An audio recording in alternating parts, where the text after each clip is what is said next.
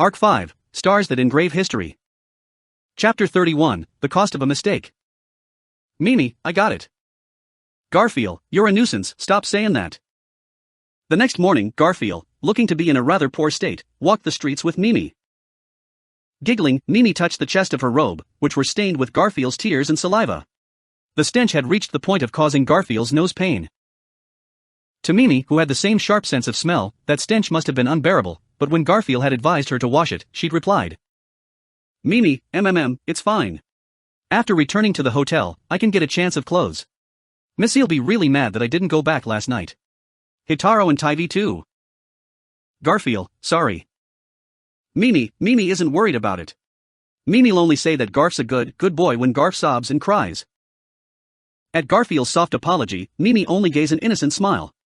Last night, Garfield had shared a second farewell with his mother. After being hit by a series of wounds, he had shamefully ended up crying into Mimi's chest on rooftop. And, even more embarrassingly, the sobbing had drained him so much that he'd fallen asleep. The next morning, a loud noise in the city had woken him up on Mimi's lap. When the owner of the rooftop had found them, he'd finally managed to maintain his composure, and Mimi had worn her usual attitude. Excuses were hard to find, so they'd slunk off of his rooftop, embarrassed. Mimi, do you feel better? Garfield, you could say, as something like that. Mimi, it's like that, right? Garfield, yeah, like that. Unable to voice his true gratitude, Garfield frowned, but Mimi completely ignored his failure, leaving Garfield with no clue what to say. He recalled last night, when Mimi blurted out that she was interested in him. Involuntarily, his eyes chased Mimi's figure. Before, he'd thought that Mimi was just tagging along with him, feeling companionship with him due to their shared non-human heritage, but she'd unexpectedly been following him with romantic intent. And, even having given her confession, she acted the same as she always had. He did the same with Ram, but when the situation was reversed, he felt thrown off. That weakness was just another shameful part of Garfield. Mimi, well, what should we do this morning? Go to your mother and see her? His thoughts having been sidetracked, Garfield jumped both at the suddenness of Mimi's words and their actual content. Garfield, wait, why would we go see her? Mimi, because Rayala is Garf's mother, shouldn't she know that as well? Garfield, this midget really can't read between the lines. Aside from using instinct to spot the most important part of their relationship, Mimi was unaware of the subtleties involved. He was in a difficult position, unable to answer questions about whether or not they were family. Garfield immediately realized that it was useless to try to explain, and then gave up. And realized that that was another problem. Garfield, fine, there's no need to let her know that my amazing self's her son. Mimi, is that really okay? Garfield, it is. My amazing self will leave it up to my sister. He would probably inform his rational sister. After the initial shock and confusion passed, she would certainly come to the same conclusion as Garfield, even faster than he had. Only, even if their conclusion weren't the same, she still had the right to know that their mother was still alive. But would it be right to have her bear the pain as he did? Garfield, only by taking a moment can we make a decision. Mimi, so it's like that. That's really hard. Mimi just thinks that moms should be gotten along with. Garfield, stuff about moms, do ya understand it? His ears trembling at Mimi's unexpected statement, Garfield replied back with a question. Mimi only nodded with a relaxed attitude, prefacing with yep. Mimi, Hitaro, and Tivy never knew mom and dad. They probably thought triplets, raising a super big family is too hard, so they left us somewhere. Then, we were picked up by the chief, so he's family, and Missy is family too. Garfield, so, why really do have a big family? Without knowing the reason, he suddenly felt that the atmosphere had relaxed as he stroked Mimi's head. At that moment, Mimi, wah. Mimi quickly leapt away from his hand. Garfield stared at her reddened face, as she spun around with a whirring sound while rubbing it. Mimi, ever since yesterday, getting too close to Garf feels weird. Garfield, right, sorry, do ya want my amazing self to leave? Mimi, I don't want that either, something not too close and not too far feels the best. She scrambled away with small steps, stopping in a place outside of his reach. Garfield frowned, confused, as Mimi gave her usual hee-hee laugh. Just now, his own face seemed to tingle with a little redness. Mimi, hey, let's eat the souffle. Garfield, why yeah, sure. As if in a hurry to change the topic, Mimi withdrew the dessert box from her pocket. That was what Rayala had given Mimi last night, before they'd parted ways. Momentarily, a numb of pain flowed through his chest as Mimi held the snacks toward him, the aroma wafting gently to his nose. The dessert was a little like bread, with sweet condiment added to the dough, stuffed with cream and bean paste. There were 2 large, round soufflés in the box, one each for Mimi and Garfield, which would serve as their breakfast. Mimi, yay! It's sweet. Delicious. Super delicious, super delicious. Garfield, es delicious. Garfield voiced his agreement to Mimi's loud applause. The dessert was slightly sweet, but not overwhelmingly sugary, and the dough fluffy and soft. If freshly baked, it would have been even more delicious. This was a mother's expert cooking. In that case, Garfield could have had more chances to taste it. Mimi, Garfield, this really isn't like my amazing self, yeah? At Mimi's concern, Garfield shoved those wishful thoughts away. He returned his thoughts to his friends, who were waiting for him. Like Mimi, Garfield stayed out without permission. Because of that, he would certainly be severely reproached. Hello? Is this okay? Can everyone hear? Meet creatures who can hear, good for you. Meet creatures who can't, go fester and die, that'd be a huge help. Gahahahaha. Garfield, what? Mimi, Just having taken a short step forward, a voice suddenly assaulted their eardrums. The two glanced at each other and looked up to the sky at the same time, where the voice seemed to be booming from. Garfield, that voice sounds like... Well, was there any idiot who died from shock at that moment? If not, well, it doesn't really matter, but if there's anyone who dares to ignore this lovely lady, then, my mood will be ruined. Ignoring the Garfield, the voice kept speaking at that annoying volume. The others walking on the morning streets all looked up at the sky, dumbfounded. A shockingly loud voice that conclusion would be wrong. Garfield, whose sense of hearing was different from a regular human's, could tell that this voice wasn't a loud one coming from one source, rather, it permeated the entire city, spreading the way an echo would. However, knowing that didn't answer any questions. You boring creatures do nothing but ruin my mood. There's no value here at all. You're all just garbage. Clear your disgusting minds of your ugly thoughts, and immediately find a ditch of waste to stick you head into and down in. Please go die soon, please, I beg you. Gahahaha. The owner of this voice had the most vile of souls. Garfield, what kind of joke is this? Stop fucking around. Mimi, Garf. I keep feeling like this is super uncomfortable. As Garfield cursed in irritation, Mimi showed an uneasy expression. At her, Garfield traced the scar on his forehead, gritting his teeth. That expression didn't suit her. That expression, he didn't want to see it from her. Well then, since the bit dull rotten meat creatures can't figure it out, I'll explain it. I have control of the radio meaning. Garfield, get on with it, what's the meaning? That I know, we have control of the city hall. By the way, is there a control tower at the end of the city? That's also ours now. Garfield, control tower, what did Otto and I sound the other side of the true purpose of the owner? Garfield felt the threat, holding his breath. Before and after arriving at the city, he'd heard about Pristella's structure from Otto. Pristella's ever-functioning Watergate could trap any enemy in the city if they were lured within. And, in charge of that gate's operation, control towers located in each corner of the city, were controlled by this host, who possessed the most vile character possible. The entire city's population had been taken hostage. Reaching the same conclusion as Garfield, panic and anxiety began to spread through the civilians. Everyone shouted at the same time, and the city rang with toxic laughter. Ha. By now. At this moment. Only now are you realizing that you're all going to be decimated. It's shocking how brainless you all are. It's too much for me. Garbage. Gahahaha. Garfield. Oh, this won't do. Any longer without giving my name, you're all going to start trying to escape reality? Why don't you allow this gentle and kindness lady's mercy give you a plain and easy answer? In the panicked city, Garfield held Mimi's hand tightly. Then listen carefully to what the voice is saying. Capella, I am the witch cult Sin Archbishop of Lust. Garfield, which cult? Capella Emirata Lagunica. Gahahaha. Respect me. Worship me. Then cry and beg and die tragically like worms. You rotten slabs of meat. Kahahaha. Upon hearing the broadcast, Garfield had been forced to make a series of choices. Although the broadcast of the self-proclaimed Archbishop induced panic, the actions of the citizens of Pristella were very orderly.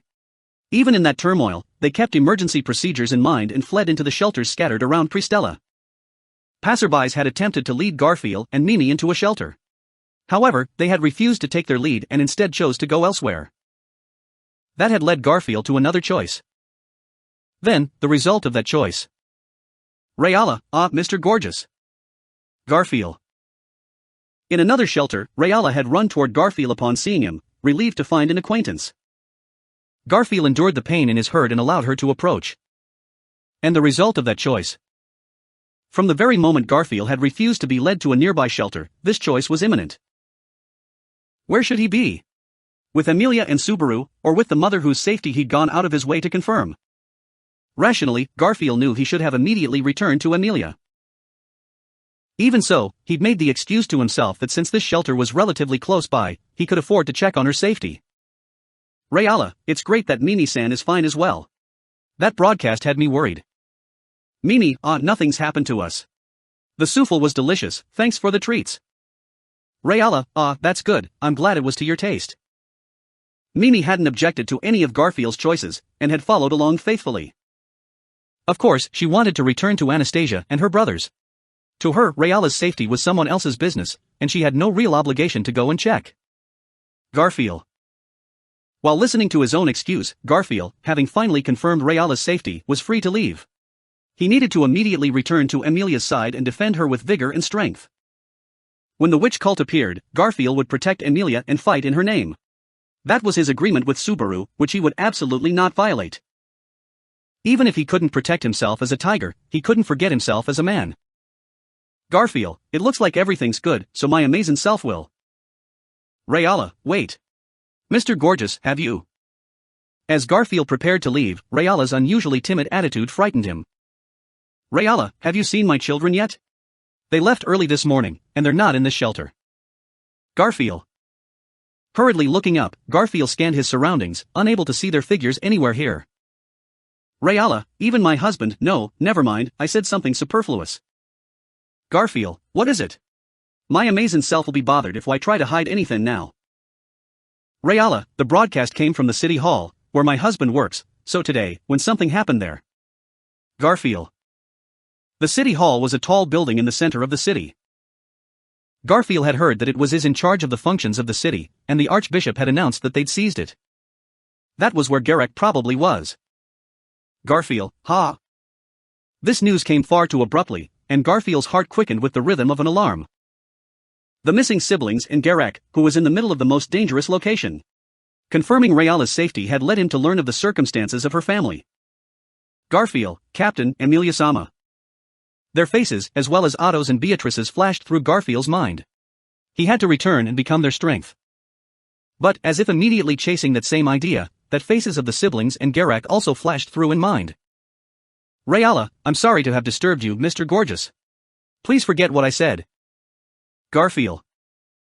Rayala, just now, I was a little bit too frightened. My children and husband are well aware of the city's emergency procedures. Rayala showed them a smile of strength, but her hands were clasped, as if in prayer. There was no doubt that her gesture was reluctant, and she was only desperately putting on an act to keep Garfield from worrying. Garfield. Silence, silence, silence. Unspeaking, gritting his teeth, Garfield's mind raced. Mimi faced him, also silent, waiting for his decision. Unspeaking, she only held his hand. Garfield. Don't worry, leave your children and husband to us. Rayala, Mr. Gorgeous. That unexpected answer left Rayala speechless with surprise. Nodding to her, Garfield looked down at Mimi. Garfield, that's my issue, so you should go back. Mimi, hiya. Garfield, ow. At being told to return, Mimi brought her foot down on Garfield's, who cried out loudly in pain. Mimi took the moment to stand tall. Mimi, Garf said something so handsome, so how could Mimi not match him? I'm definitely going with you. Garfield, midget, no, it's fine. Sorry. Mimi, at this point, you should be offering your gratitude. Garfield, thank you. Mimi, you're welcome. With a sweet giggle, Mimi drew Garfield into a laugh as well. Then, turning back to the stunned Rayala, Garfield spoke. Garfield, my amazing self's going looking for your family, so stay here, with everyone else, and wait for us. Rayala, but, why would you do that for me? Garfield. Why was he doing this? Rayala's wavering gaze questioned Garfield. Garfield grinned at her. Garfield, because my amazing self's a golden tiger. Gorgeous. Tiger. Mimi, then Mimi is also gorgeous Mimi. Shouting their stupid lines, their levity shocked the people gathered here. At Rayala's shock, Garfield and Mimi put on a rose, then, with a valiant spin, the two rushed from the shelter. Mimi, Garfield, what do we do? Garfield, use the smell to pursue them. Those two and Garek, why still remember their smell clearly, right? The problem was that this was very large city, and the flow of water was everywhere. To accurately find their sense, the environmental conditions needed to be right. In this populated city, a powerful sense of smell could only do so much. In spite of this, the two's animal senses served them well. Once they'd seen Rayala off safely, they found the sense of the siblings. During this period, the evacuation of the city citizens had proceeded smoothly. The city, unpleasantly enough, appeared to be a ghost city. In most cases like this, looting would have been expected, but the absence of that kind of immoral behavior was most likely due to the notoriety of the witch cult's name. Mimi, is it this one? Garf, I smell them. Garfield, right, and th direction is. Garfield tracked them and roughly predicted their location. They seemed to have traced yesterday's route from 3rd Street to 1st Street. A thought flashed through his mind. Garfield, those two went to th Park to see that songstress. Fred had said yesterday that he'd left too late and failed to catch her. Having learned his lesson, he'd left early this morning, determined not to miss her again. This time, his sister must have accompanied him. Garfield, in that case, if we go to 1st Street. If they went there, they could find them fairly quickly. Garfield brightened slightly, thinking that the situation had turned in his favor. And then he smelled it. Garfield. Mimi, is this their father? Mimi noticed what Garfield had. That was, a split in the middle from the siblings. Garak had headed to the city hall in the middle of the city. The moment of choice descended again on Garfield. If he went to 1st Street, he could find the siblings. If they had been at the songstress's performance, they would certainly have found safety.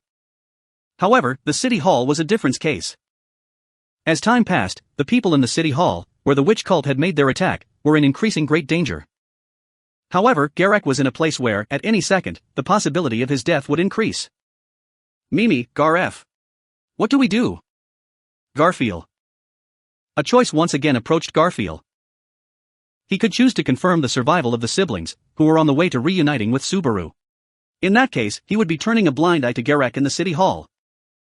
How could Garfield's relationship to Garak be described? Unlike Rayala and the children born from her, there was no direct relationship between them. If blood was used as a basis for rescue, his obligation to save Garak will cease to exist. However, what would become of Rayala if she lost him? She'd spend years mourning with her children, all because Garfield gave up on the city hall. That family would shed endless tears. Garfield. th City Hall's where the Archbishop's is, right? Mimi, yep. Garfield, that control tower's very dangerous, but if we can just get to the Archbishop and kill her, then. Mimi, everyone will be saved? Awesome. Too awesome. Bouncing on the spot, Mimi applauded Garfield's comments. However, she immediately stopped jumping on the spot. Mimi, although, it's not a big problem, but I feel kind of uneasy. Garfield, uneasy? Mimi, it's very dangerous. That kind of feeling. It's not clear, but it's that feeling. What she meant was that she had no basis for saying so. At her timid attitude, Garfield felt thrown off. Up until then, Mimi had been constantly supporting him from behind, agreeing to his every decision. Garfield, how shameless, expecting others to just do nothing but support me. Mimi, Garfield, what can I do? Garfield, it'd be dumb to ignore your unease, and the captain and the others go and give me hell for it, but Amelia's strongest force could not run away in fear. And no matter how much he struggled, in order to save the city, they would need to face the city hall eventually. Garfield, first of all, we have to confirm the situation of the city hall. Like if there's a sentry posted there, or whether or not th inside is safe. Mimi, is that called an investigation? Oh. I see, we're going scouting. Although Mimi was still a little tense, she agreed eagerly. Seeing her draw the wand that she loved to use from her robe, Garfield also drew his twin shields from his waist and attached them to his wrists. As his arms were covered in silver armor, he declared himself ready. Garfield, let's go. Mimi, all right. With that response to Garfield's brief words, the two headed toward the city hall. According to information from Subaru, the Sin Archbishop of Sloth had several minions fighting alongside him. Although they couldn't match up to the archbishops, those of them who were experienced in combat were capable of posing a threat. On the road, alert of any guards who may have been assigned there, the two traveled cautiously and carefully. Garfield, what? Odd, what's going on? However, they couldn't see even a single cultist. Even if they had been hiding, they couldn't have been able to cheat Garfield and Mimi's noses. In that case. Garfield, it's like they think they don't need a guard. Mimi. When he remembered the voice from the broadcast, the force of Garfield's anger became unbearable. They had never thought that anyone would attack them. Without a sign of alertness, they assumed that their control of the building was absolute, and that they had already achieved their victory. That arrogance he wanted to tear apart with his claws and crunch on with his fangs. Mimi, huh? As Garfield gnashed his teeth, Mimi gave a soft murmur. Seeming subdued, she rubbed his back, looking disturbed, her nose twitching constantly. Garfield, what is it? Mimi, I don't know, but I think that something's wrong. Garf, something's off. Garfield, don't kid around. Seizing the hem of Garfield's pants, Mimi suddenly spoke discouraging words. Garfield snapped at Mimi, who wanted to retreat after coming all the way here. The witch cult had neglected to even post an outpost. Retreating just because the atmosphere seemed off wasn't something that they could do. If they left right now, the possibility of Rayala's family suffering a tragedy could only increase. Garfield, you can stay here if you don't want to go. My amazing self will be fine, I'll crush their archbishops easily. Mimi, Garf. Shaking off the fingers on his pants, Garfield leapt from their hiding place. From the square along the waterway, he planned to immediately jump to the city hall's building. The distance is narrowing. Their atmosphere remained stagnant. Their arrogance was real, what a joke. Nothing happened. 10 steps left. 9 steps. 8 steps. 7 steps. He scaled a wall, finding an easier route to the building. 6 steps. 5 steps. Mimi, Garf. Garfield. Suddenly changing his direction, Garfield redirected his energy to his legs, leaping not forward, but sideways. Then, a sharp light glinted off of the edge of a quiet blade flashed by his gaze. That destructive energy was completely silent. The stone steps cut obliquely, as if they were cut, did not find themselves left behind. Floating, chopped white smoke. Garfield. If it weren't for Mimi's warning cry, he would have died just now. A beautiful and exquisite slash barely missed Garfield's head. If that artistic cut had hit, Garfield's head would have been pinned up for display in the square. Cold sweat. At that moment, Garfield landed and turned, and saw it. Woman. Giant. Before his eyes, 2 figures suddenly appeared. One of them was a giant man, leisurely holding a large sword in each hand. The other was slender, delicate woman, holding a long sword in her grip. Both were wearing black headdresses, and Garfield was unable to confirm their appearance. Garfield. "'S not a nice greetin', you know?" Scratching the back of his neck, which was covered in cold sweat from shock, Garfield spoke, trying to divert their attention from determining his own combat strength. However, neither responded to Garfield's words. Mimi, Garfield, these two. Making a large circle around them, Mimi went to Garfield's side.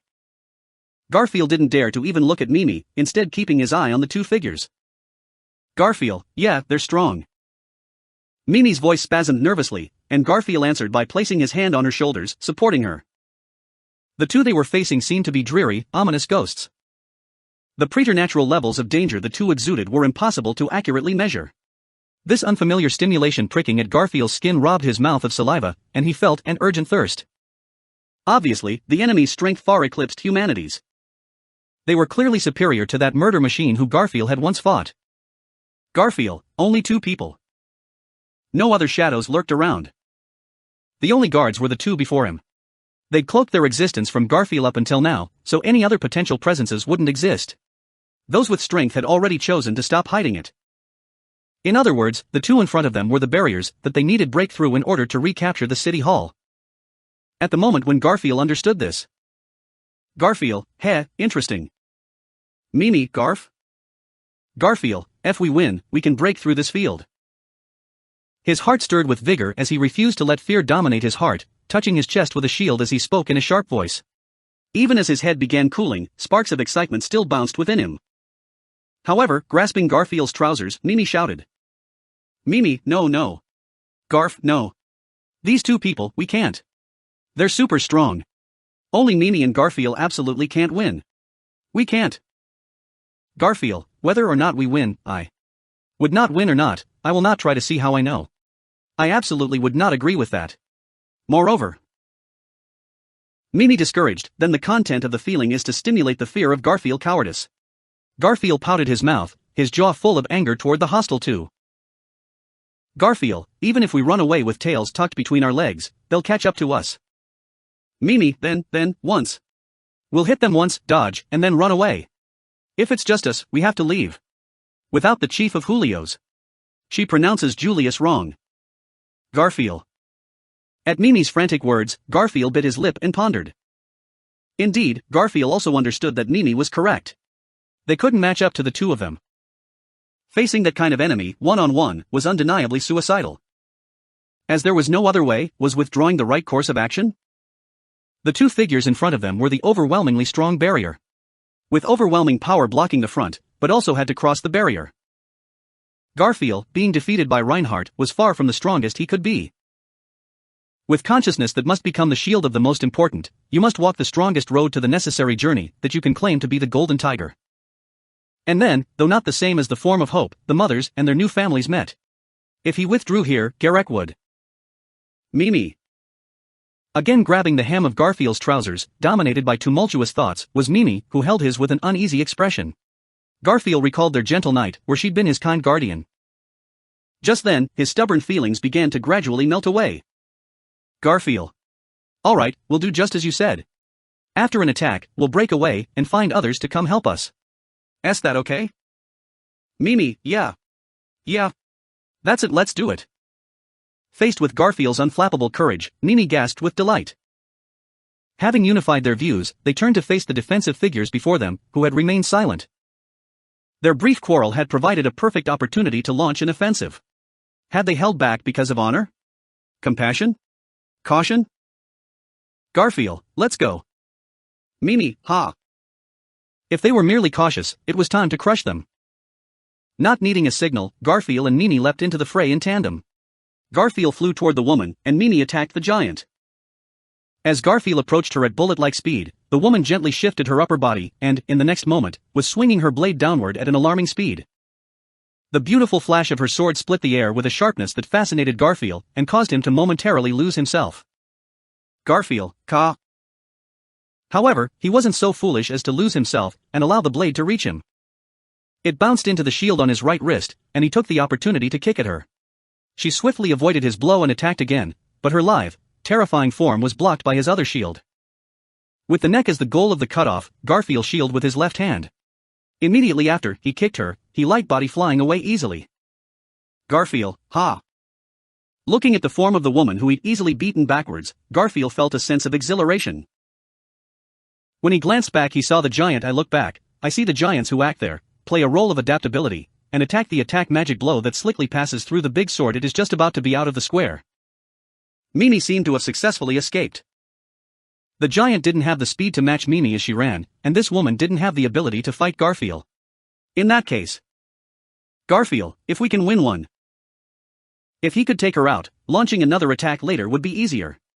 Defeating the woman would make the giant much easier to shred. Garfield leaped forward toward the collapsed woman, her sword colliding with his left wrist. He brought his right shield upon her slender, frail form. She couldn't have the same regeneration ability as Elsa. Garfield, got ya. He'd be able to take out the woman. At the moment when Garfield confirmed this and raised his voice, death came from behind. The giant, who should have been a ways away, approached Garfield, bringing with him the stench of death. Garfield instinctively reacted like a loaded spring. Immediately interrupting his attack, he brought his left wrist back to his back, leaping away from the spot. However, another attack from his back smashed Garfield's left wrist. He was sent to the ground with a cry. Garfield, ah! Garfield, who was swallowed up by the shock, groaned violently for an unimaginable blow. Bouncing up from the ground, his body, caught in midair, once again faced an outrageous attack. With the help of his twin shields, he mounted a defense against the impact, but he was sent flying by the momentum. Targeting Garfield, who was gliding through the air, trajectory parallel to the ground, the giant and the woman dove forward in pursuit at the same time. Garfield, ha ah. Garfield was sandwiched between the two parallel attacks. He met the sword swinging at him from the front with a shield, and used the other to block a giant sword at his back. With a forceful kick to the ground, he barely ducked escaped their cage of attacks. A sword once again emerged from the fray, which he met with both shields, sparks dancing along their surfaces, followed by a swing sweeping from top to bottom. Garfield, ha! His bones and sternum cracked, and the power of the blow left Garfield's vision blood red. Although he bore the brunt of that sword, its blunt blade had barely spared Garfield's life. A cry of agony followed the blood spilling from his mouth as his body flew into a tower, barely avoiding the danger of being shattered to pieces. However, the two difficult enemies wouldn't allow his survival. Wordlessly, they cut at Garfield. Although the intensity of this strike couldn't be compared with that of the previous one, the sharpness of the woman's sword as she called upon a power that should have been outside her scope was beautiful as it tangled with the breath of death. Even at this length, that calm, elegant blade would split him clean in half. Also wordless, the giant's battling style was brutal and crude. However, that kind of brutality wasn't one that was impulsive and left to chance, it was the brutality of someone who could harness and optimize their destructive power. Most people would barely be able to hold one of his sword, but he easily swung two of them, each in one of his giant arms. Garfield, ha. A violent whirlwind of steel sliced through the air, flowing like running water. Although their styles were different, the effectiveness of their dynamic was commensurate with their overwhelming skill, and they attacked side by side, leaving the escaping Garfield only able to desperately play the defense. Desperately bouncing backwards on the stone steps, dodging a heavy swing, feeling a sharp wind whistle over his head broken under the wind, rely on the instinct to withstand attacks with his shields, dodging, bouncing, defending. But if they kept at it, sooner or later, he would be beheaded. The two figures pressed Garfield, giving his nary a chance to breathe. Without that, he couldn't do anything about the shortage of oxygen in his brain, couldn't see any ray of hope. His every effort was directed toward avoiding a fatal injury. When he'd exhausted himself, his attention would surely fail to keep up. And his distracted self would suffer a fatal blow. Masterful combat, masterful swings. Tenacious as Garfield's life way, they could easily and simply steal it away. The more time passed, the more escape routes close to him. Decision. A decision was pressing. The only way out of this dilemma was to reveal his true fangs. In that moment, Garfield found the only advantage he could possibly hold. And that thought briefly revived him. He sought a breathing opportunity. Garfield, what? The woman's blades made deadly cuts. He brought both wrists forward to capture her, shifting his body the minimum distance to avoid the full impact of the giant's full attack. As expected, the giant's hit cracked Garfield's left shoulder, and the knee of his right leg was shattered. But in exchange for a breath of fresh air, that damage was nothing. Garfield, ha. With a raging roar, he released the heat boiling in his body. The same feeling of boiling blood expanded to his field of vision, which became nothing but pure white, a cracking sound echoing from beneath his face as his bones shifted. His teeth elongated into fangs, and he exercised his arms as his muscles expanded rapidly, his body becoming covered with golden hair. Only his upper body changed, leaving him in a half-beast state. The smell of blood chased his rationality away momentarily, but in this state, his thoughts weren't completely animalistic. Seeing the person in front of them beastify, it was impossible for any hostile party to remain calm. Facing the two speechless figures, Garfield growled, reveling in the idea of shattering their eardrums, confirming that his nails had grown into thick, double-edged weapons. As the enemy's footsteps froze, he decided to open holes in their bodies. His front paw descended toward the woman until the form of giant man squeezed in front of her. No matter. Even those thick muscles were nothing worth mentioning. They were but paper shields under his claws. And shielding was just what the giant intended to do. He held out his outstretched, the blade of his large sword facing down, making a gesture of neither defending nor attacking, but choosing to protect the woman. Cute. But it was over. His paws would tear through the giant's body, followed by the slender form of the woman. Garfield. The process that had already been set in motion, but had been paused in the first motion. Garfield's tiger paw hit the giant, but failed to tear through him. That was because he'd caught Garfield's paw in his own hands. He'd uncover the front part of his robe to reveal his 6 arms. With its strong arm of Garfield suppressed, gripping big sword while Garfield's claws sharply blocked the tip, this violent attack from the front down. This was the 8-arm defensive movement. Too stunned to react, Garfield hesitated.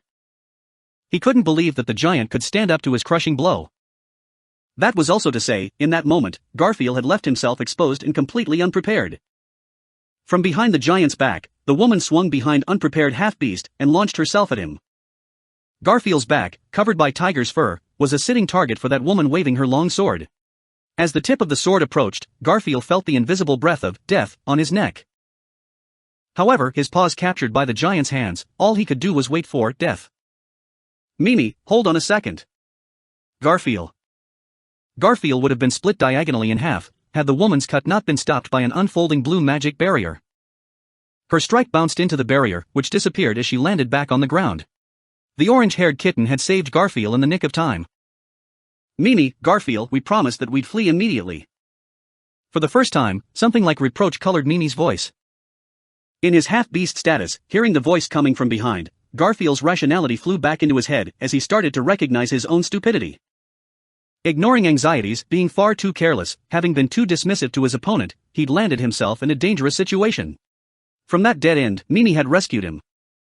Garfield swallowed as he appreciated the strength of Mimi's barrier. The violence in the woman's blade didn't match her appearance, and Mimi's defensive capabilities were really quite capable. Garfield was incredibly fortunate that she was there. Garfield, ha.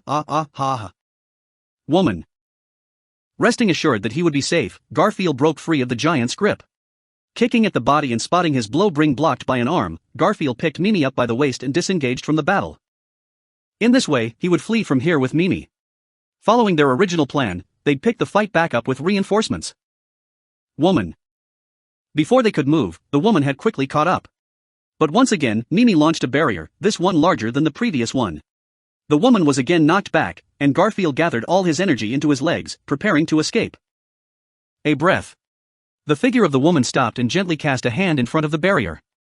With a leap, she approached. Garfield, what's... Mimi. Garfield? A small sound accompanied a gentle impact. Prepared to ask what had happened, Garfield stopped mid-jump. As the stone steps flew past from under him, he saw a red line soar through the sky. Blood. That's what his was. Garfield, midget. The consciousness of maintaining his semi-beast form was interrupted, and Garfield's rapidly changed back to human form. The sensation of losing his tiger fur was buried under a wave of chills. In his arms was an exhausted, drained. He turned his gaze down. Looking up at his flying figure was a woman whose blade whipped through the air. More than half of that sword was coated with red, viscous blood. A warm liquid dripped onto Garfield's lower abdomen. Seeing Mimi's death grip on that wand she loved to use, even as she was rendered immobile from exhaustion, snapped Garfield back into awareness. Garfield. Landing, jumping again. Continuing to leap to the nearby buildings, bearing the weight at his side as he fled. Fortunately, their adversaries didn't follow suit. Were they uninterested in anything other than guarding the square, or was this a show of humanity? No matter, what should he do now? After 4 lengthy leaps away the square, Garfield collapsed on a building, where he checked Mimi's condition. Mimi's eyes closed, a large amount of blood spilling from the wound in her chest. Garfield yanked her clothes open to check on her wounds. He cautiously concluded that this wasn't yet a fatal injury. Of course, that didn't allow for any optimism. She was in need of immediate healing magic. He needed to calm himself. Garfield. Placing his hand on her wound, Garfield willed all of the mana in his body into Mimi. Garfield was one of the few who could use healing magic in Sanctuary. He'd always felt that it was slightly useless, but in the event of any emergency, he hoped to be able to do something. Therefore, Garfield had poured all of his magical efforts into learning how to heal, and he had a rough but complete grasp on each field of healing. As long as the injury wasn't fatal, he was fairly confident that he could do something. Mimi's wounds needed all of his effort to heal. Sweat beaded his forehead as he mustered up his mana, directing it to suppress the overflow of blood and mend the cut skin, muscle, injured internal organs, desperately willing them to be fixed, giving her mana continuously. Continuously. The wound wouldn't close. Garfield, what? Who was whispering in that soft voice? Someone who could, in this situation, make that kind of soft sound deserved nothing but Garfield's wrath. He glanced around wildly, looking for the source. There was no one there. Finally, he realized. That voice was his own. Aware of it. The voice is just my own. So that soft voice had been him. Had he made that sound? Such a sound was. Garfield, close, heal. Exhausted, he ordered all of the magic in his body into her treatment. The wave of healing magic flowed into her, filling her with a gentle current of mana. In spite of this, the wound refused to close. Garfield, sa lie, right? Unable to accept the reality facing him, Garfield again muttered with a weak voice. Immediately afterward, he hit himself in the face and bit down hard on his lip to keep himself grounded. Now was not the time to make such a soft voice. What could he do? What could he do? What could he do? What could he do? What could he do? What could he do? He had no idea. But he couldn't give up here. This girl needed to be saved. Because hadn't she let Garfield shed tears before her? Such a child, who had been hurt trying to save him, could not die like this. Garfield. Gritting his teeth, Garfield began to run. One of his hands rested on the girl's wound, trying again to staunch her bleeding with his ineffective magic. The smell of blood, the smell of death. In these deserted streets, any thoughts about what might have happened were completely absent from Garfield's mind. Someone, anyone. Save this kid. Someone, anyone, bring a miracle. Tell me what to do. If there's anything I can do, what can be done to save her? Garfield. Garfield strengthened his sense of smell. The smell of water, blood, high feelings, charred meat. In the midst of those foul scents, Garfield found a very familiar smell brushing past, and immediately following it, running, continually, endlessly, running. He flew into a shelter, seeing figures covered with bloodstains everywhere, and issued a sad sigh. But he wasn't free to care at the moment. Opening his eyes, he searched for that figure. Searching. Subaru, Garfield. He found him. In that deep, dark, cold underground facilities, he found the one who he had been desperately searching out. Natsuki Subaru. To Garfield, that existence was miraculous, and in any worst case possible, he was a ray of light, the last thing Garfield could rely on. Staggering pace. Head shaking. Due to the weight of his hands and his choking lungs, Garfield swayed back and forth. As he approached, Subaru glanced around him, before becoming aware of the unconscious Mimi in his arms. Under Subaru's gaze, Garfield bowed his head, holding Mimi out, blindly cursing his own stupidity. Garfield, sorry, Captain. I'm so worthless. Incompetent. He'd been unable to protect that family, his vow to become a shield for their mission hadn't been achieved, his challenge to the hostile forces had been met with no results, and, in the end, this gentle girl was on the brink of death.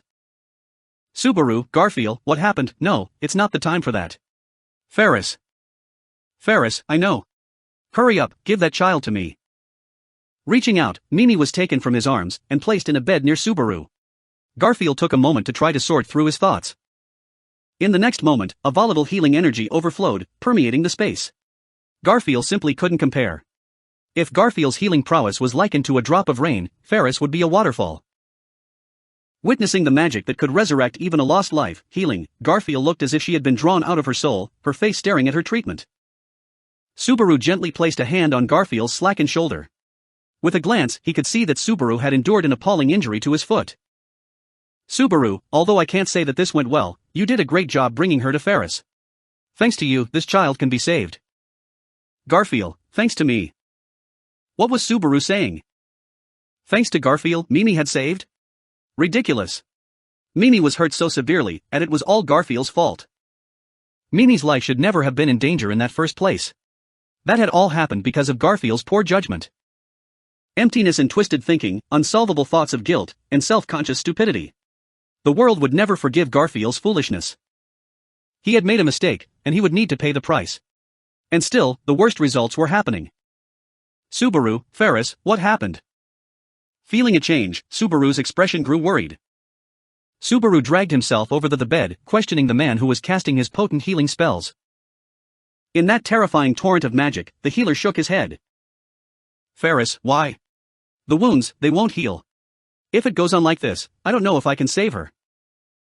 His anguished cry echoed across the room, and Garfield turned his face toward the sky. But he was underground, and so the sky had nothing to tell Garfield.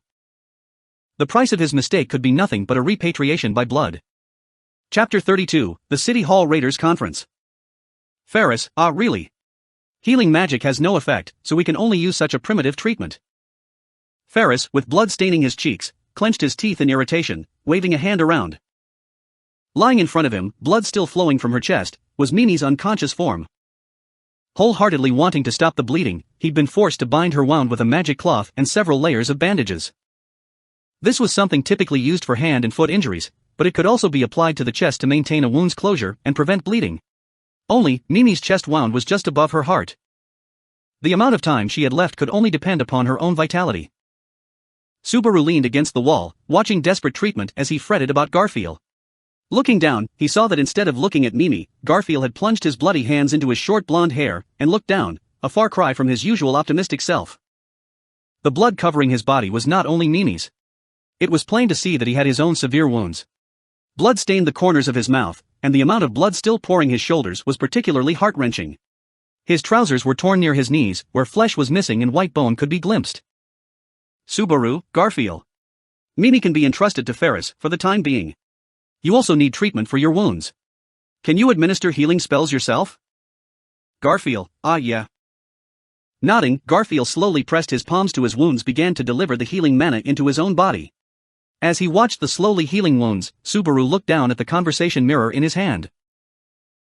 Reflected in the surface of the mirror was a silent old swordsman, his wrinkled face bearing a complex expression. In the depths of his own heart, what kind of confusion had risen?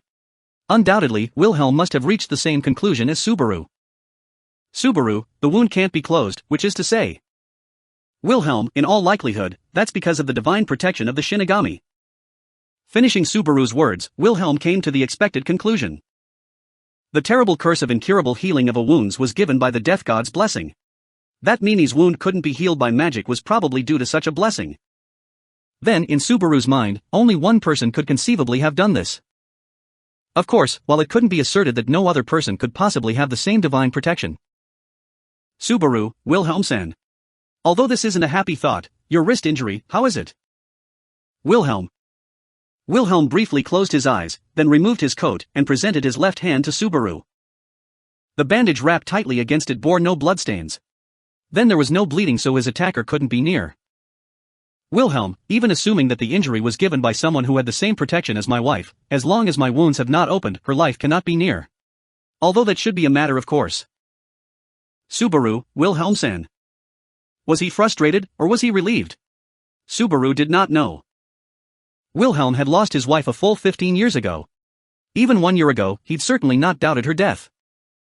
Regardless of the hopelessness of any situation, looking at a favored result with unconditional hope and choosing to believe in any modest hope was a weakness of humanity.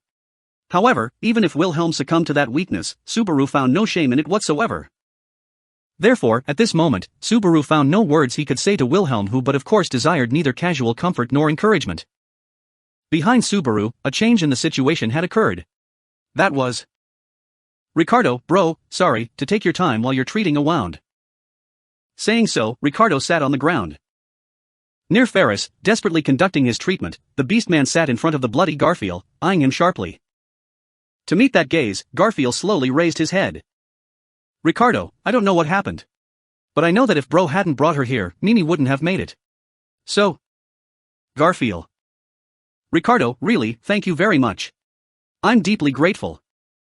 With two fists on the ground, Ricardo kneeled and bowed his head. As Ricardo's forehead hit the ground, thanking Garfield for bringing his family here, Garfield appeared shocked. Mimi's status was still not optimistic.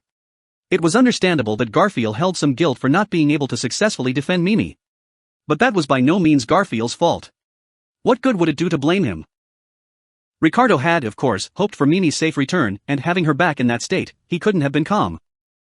Even so, in Subaru's view, Ricardo's vaulted posture was completely sincere. At the same time, he held an unforgiving anger at those who left Mimi in that state. Therefore, Subaru, Garfield. Although it must be troubling for you, tell me exactly what happened. Even you're in such a state, which is unimaginable. Not to mention. As he asked Garfield to explain the situation, an idea took root in Subaru's mind.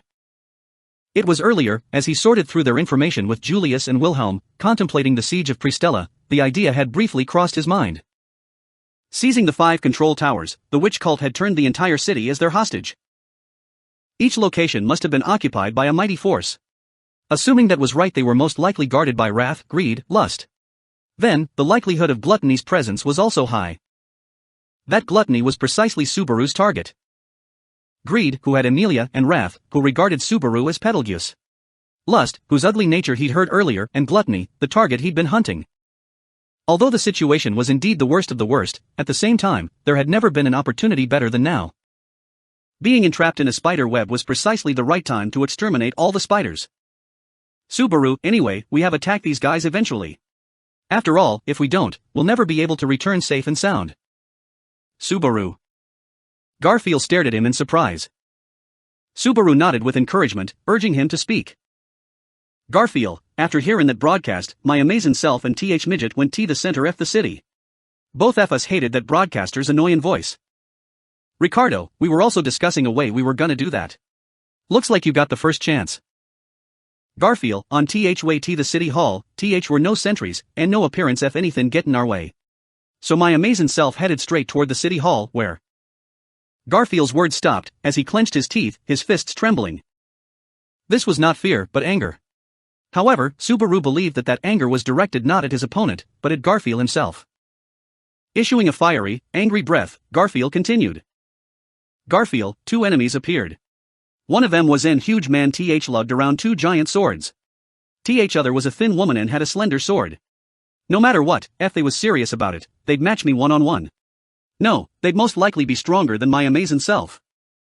Subaru, even stronger than you, was one of them the broadcaster? Garfield, most likely not.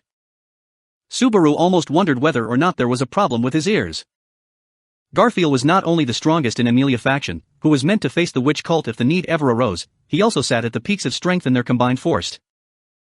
That Garfield had just judged two people to be individually stronger than himself. And if his assumption was right, those people were only common cultists. Garfield, those two didn't give off TH same malice as TH broadcast. Even though my amazing self left openings while I escaped, we still got away. They seemed to have some kind of swordsman's etiquette or whatever. Garfield regarded his opponents with something like awe. Unlike his usual lively self, he seemed to be in a sluggish state, clearly still affected by Mimi's state. Ricardo, who had been listening to Garfield, slapped his knees with dull sound and stood. Then he grabbed Garfield's shoulder. Ricardo, strong or not strong, I can already clearly tell. What I want to know is, who left bro in such a state? Who did that to Mimi? Who should I seek revenge on? Tell me that. Garfield. My amazing self's wounds are mostly from TH Guy, while the woman was a distraction. However, because F that woman, Mimi. Wilhelm, that woman, could you please leave her to me? Ricardo was ignited by the vengeance for Mimi, and Garfield swore that same goal, with shame. The one who had interjected was Wilhelm, who had been listening silently through the mirror. To him too, this was by no means something he could leave alone. But it was cruel to the two who didn't know about Wilhelm's reasons. Ricardo, why? This has nothing to do with you, Wilhelm-san. Even you shouldn't take my right to have revenge on those that harmed my dear family. Wilhelm, I can't say for certain without having confirmation. However, if what I suspect is true, then that woman is a very important one to me. I must insist. Ricardo, if you anger me, I won't be able to spare you. Although Ricardo snarled in agitation, Wilhelm also stubbornly refused. Precisely because he understood the situation of both sides, Subaru couldn't determine who was right. Therefore, it wasn't Subaru who drew an end to that quarrel, but Crush, Wilhelm. And Ricardo-sama. Now, as companions, this is not for strife. Not when so many civilian lives are exposed to danger. Wilhelm, Crush-sama. With a cool voice, filled with fortitude, Crush scolded the two. At the reproof of his master, Wilhelm bowed and scratched his head in shame. In the meantime, considering options that would avoid internal strife. Anastasia, okay. Let's make a decision. Clapping gently, Anastasia took the mirror and pointed at Subaru. Laughing at the timid Subaru, Anastasia fiddled with her fox scarf. Anastasia, first of all, I want to bring up the raid on the city hall proposed by Natsuki-kun and supported by Crush-san's faction. After all, if we attack any of the control towers, that city hall will give everything away for us. And even if it isn't retaken, the situation of the waterways could be improved a little bit, yeah? Although that might just be a bit of my wishful thinking. Subaru, no, I'm thinking the same thing. Moreover, if the other side launches an attack first, it'll cut our choices down. If we want to act, the sooner the better. Anastasia, what's this? You've become reliable in this past year, haven't you? In any case, it's just as Natsuki-kun said. Thanks to the conversation mirror, our groups can collaborate and, fortunately, about 70% of our total combat power can be dispatched immediately. It'd be reasonable to say that an attack on the city hall would fare well, yeah? Subaru glanced at Garfield and Ricardo. In order to conquer the city hall in one fell swoop, it would become necessary to split their combat forces. A raid on the city hall would entail, in their current situation, deploying forces from the closest shelter, Garfield and Ricardo. Then, from the shelter, Julius and Wilhelm would come.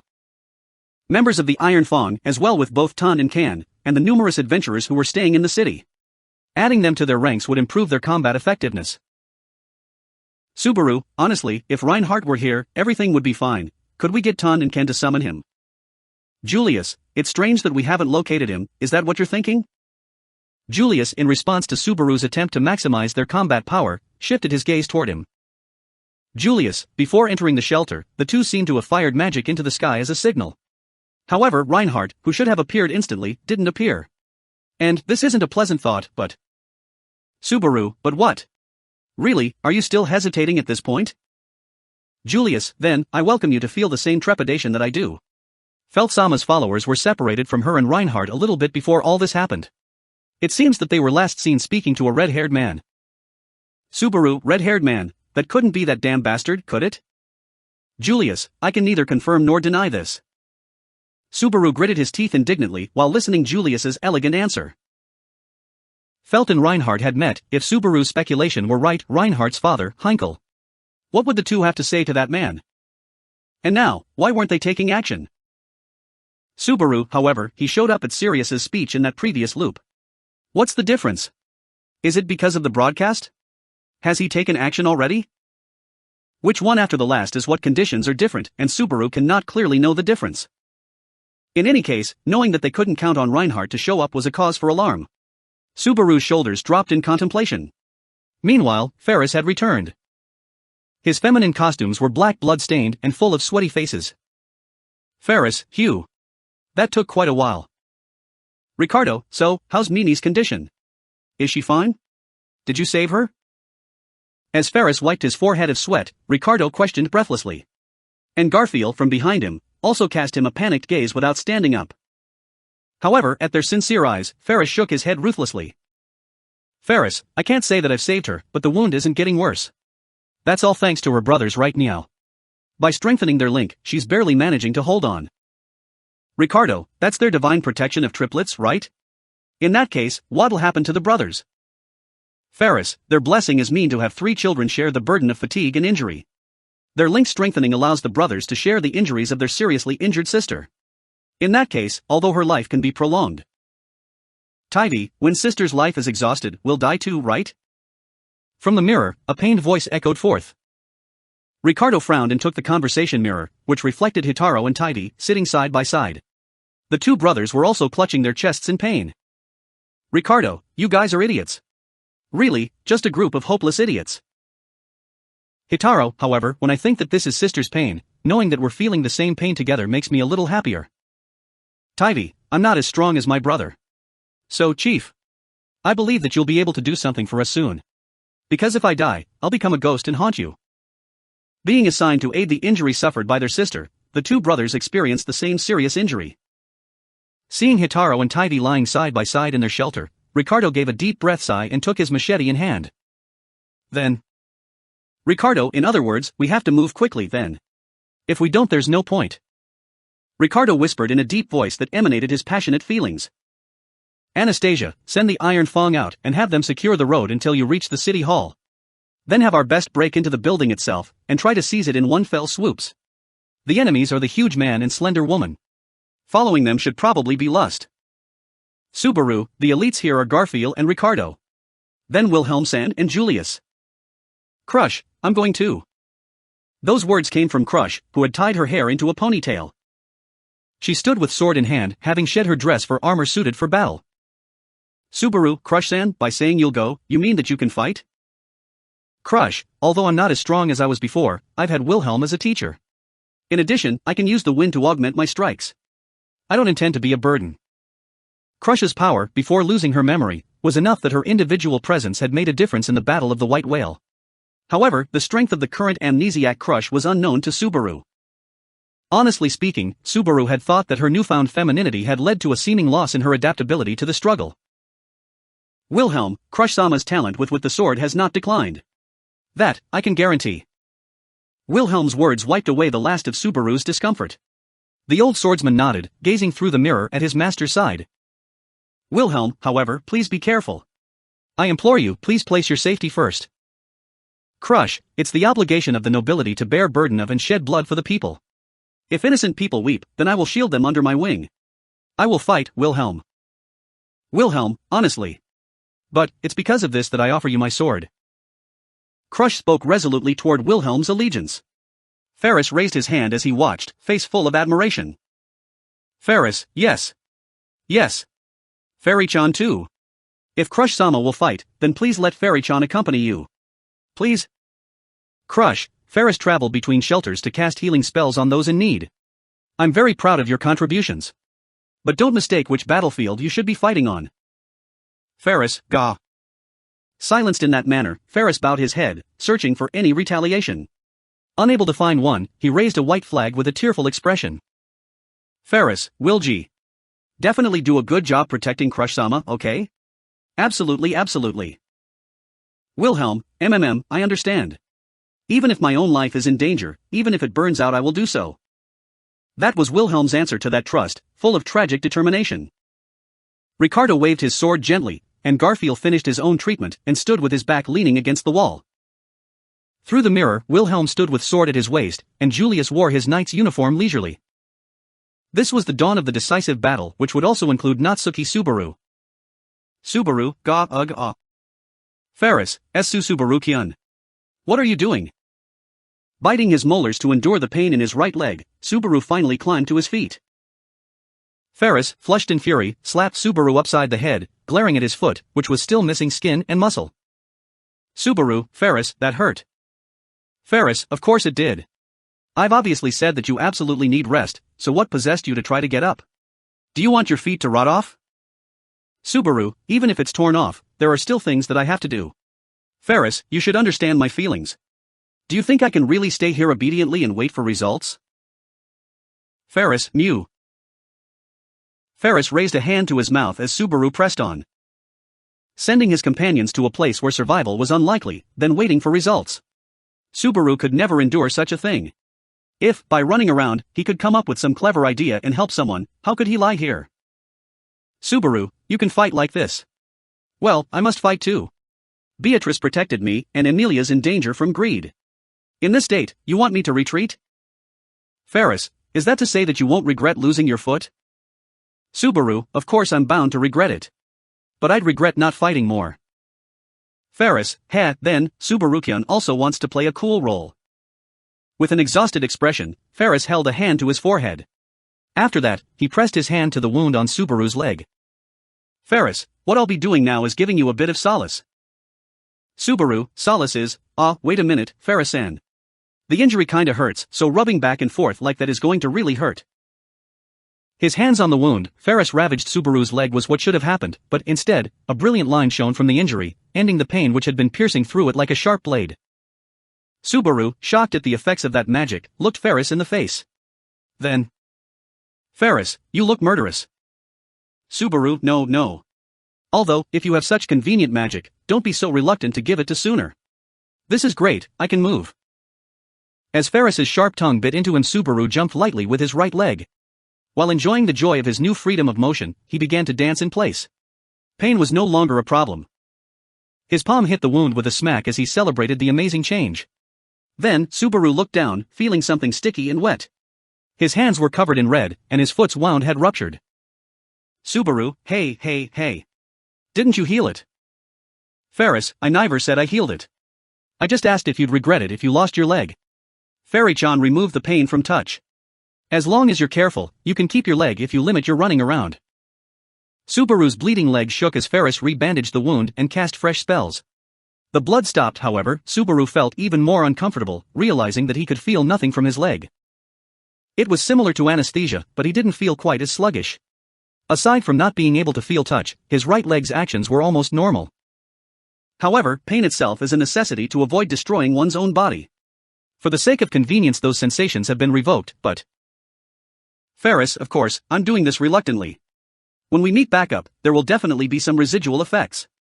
I want to see that they'll be very slight, so be careful. Subaru, understood. You've been a great help, I'm grateful. Ferris, Subaru-kyun is certainly planning to ignore Fairy-chan's words. Ferris sighed as Subaru re-examined his leg while nodding. Although he'd like to say something like I'd never do such a thing, if the situation arose, he couldn't promise that he'd comply with Ferris.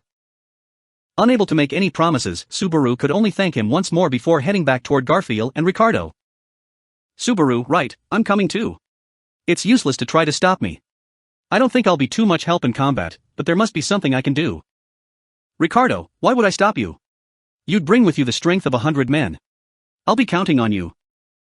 Subaru, I can do things like, ha. Although he had been waiting for a rejection, he had been eagerly welcomed into the party. Subaru wondered what in the world was happening as the beast-man opened his mouth. Ricardo, the white whale and sloth. Both times, I saw your efforts for myself, bro. You'd be wrong if you think only Wilhelm sees your value. I also see someone worthy of praise. Subaru, really, truly? Inspired by Ricardo's words, Subaru invited himself in without any problem. Before leaving the shelter, Subaru approached Beatrice's bed and gently touched the forehead of that quietly sleeping girl. Subaru, Beatrice, I'll be going out. I messed up and left you like this, so now it's my turn to work hard. I'll take care of that cult and take back Emilia. You just stay here and rest well. Beatrice. Silence. Comforted by her peaceful breathing, Subaru stood up. Meanwhile, Garfield and Ricardo spoke to Mimi, who looked miserable as she lay unconscious. Although she also gave no response, the two men showed an opposite expression, a strong determination that they would pour into conquering yet unknown territory. Subaru, will leave the shelter and join up at the large waterway leading to the city hall. So cheer up, alright? Before their departure, everyone exchanged glances, determination fueled by their respective oaths, fierce momentum propelling them onward. The war to regain Pristella would commence with a central attack on the city hall. The two swordsmen in their May, and the Sin Archbishop of Lust. Inscribing those targets in their minds, the soldiers marched toward the battlefield. End of chapters 31 through 32, Tiger and Cat Under the Moon.